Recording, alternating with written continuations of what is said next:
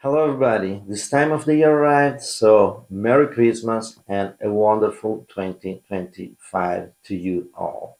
As you can see, I continue the tradition not just to create a card, but to create a card that talks about something that happened in the year. And by the way, if you're curious, I created a special issue of NIM 148, my zine, and a special issue about Christmas where you can see all the 30 years of Christmas that I created. As I say, this year I decided to celebrate the change we had in the world. And it's not just political change, it's the change of mentality. Finally, after 4 years of craziness, where we accepted some other things like to be locked down in our houses for 2 years without the option to go out to work, just because we choose to not insert an experimental drug in our veins. And by the way, seeing the results, we were smart to not do it.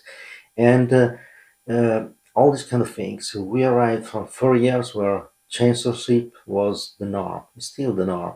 If you want to say something that is not aligned to the government, you're censored, you're shadow banned on the social media, and so on. It was 4 years of real craziness and of a totalitarian idea that was dominating the world. Finally, this changed, and I hope that the promise of more justice, freedom of speech, and freedom in general, and much smaller governments, a lot of cuts to the governments, will be something that will be kept by the people in charge. So for this year, I really wish you a fantastic 2025 with finally justice, freedom, and a much smaller government. If you want to stay me for a while, here a time lapse of how I created the Christmas card. The first thing was to create an idea of the image, and the idea was to celebrate this change, celebrate the fact that the people now really want more justice, more freedom, less government, and so on.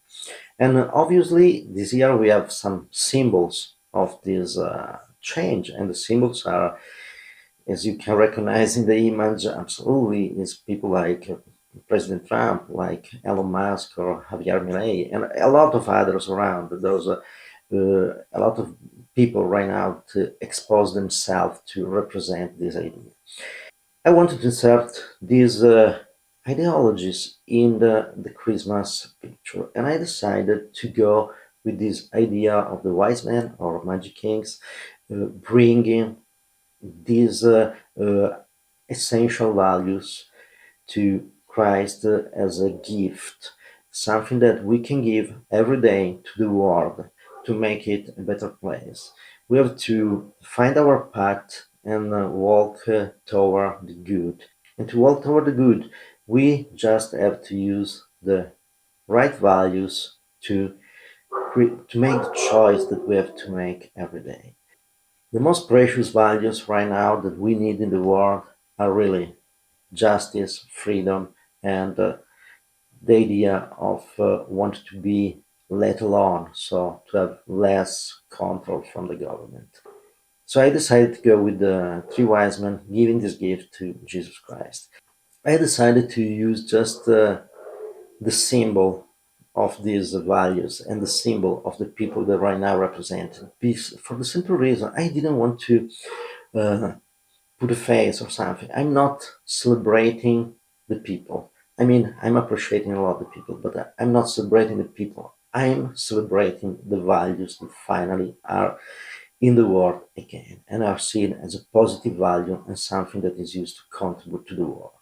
I went with the design was stylized, just representative, nothing too precise, and I went on with that. It was a lot of fun to create the statues. It was a lot of fun to find out what made the person recognizable, an idea recognizable, and so on. So that was really wonderful.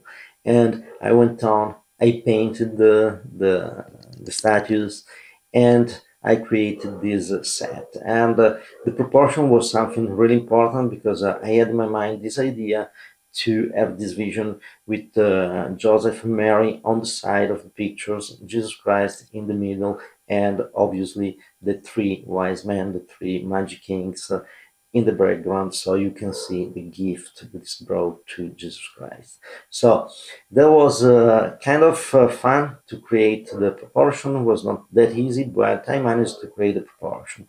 And when everything was ready, I went on set. I had to create, by the way, there's a lot of things that you don't see in the video, but I created like the floor that was really important to have, and all these kind of things. So I created this set, the status, and was the time to put on the photographic set.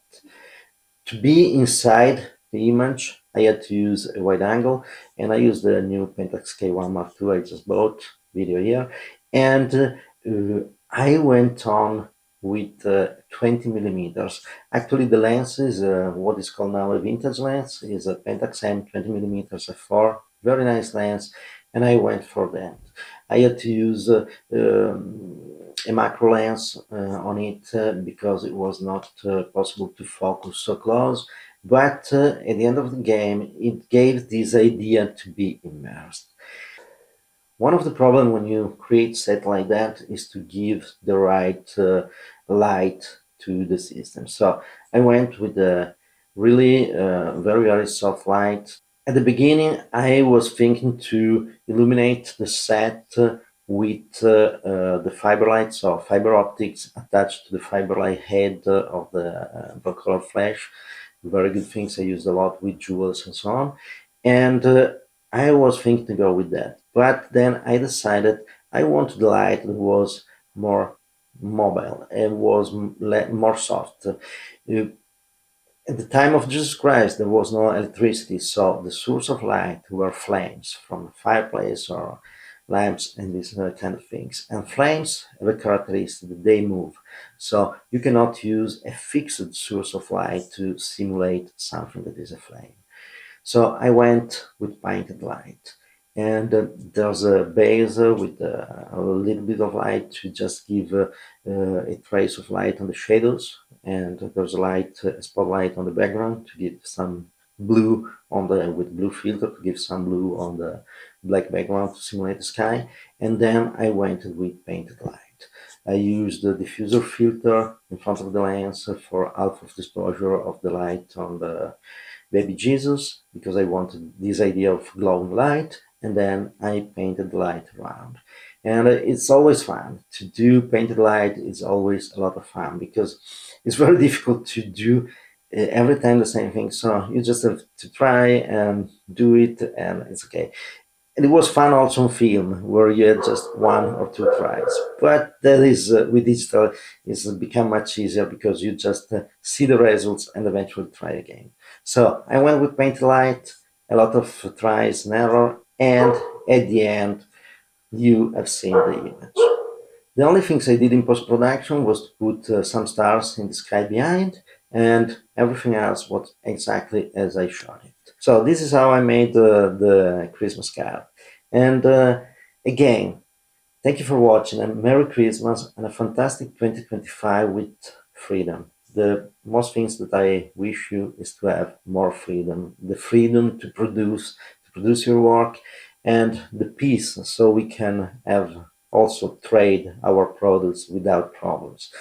And so have a fantastic 2025. Thank you for watching.